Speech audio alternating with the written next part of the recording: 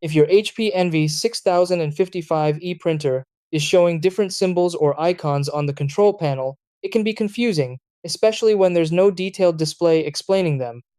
These symbols are designed to quickly indicate things like Wi-Fi status, ink levels, or errors, but many users don't know what they mean. Instead of guessing or thinking something is wrong, understanding these indicators can help you fix issues faster. The good news is that once you learn what each symbol represents, using your printer becomes much easier. In this video, I'll show you how to decode these symbols step by step. Try these. Step 1. Look at the control panel and identify the symbol or light pattern. Step 2. Check the HP Smart app or printer software for detailed status info. Step 3. Match the symbol with common meanings like ink, paper, or Wi-Fi alerts. Step 4. Fix the related issue such as refilling ink or reconnecting Wi-Fi.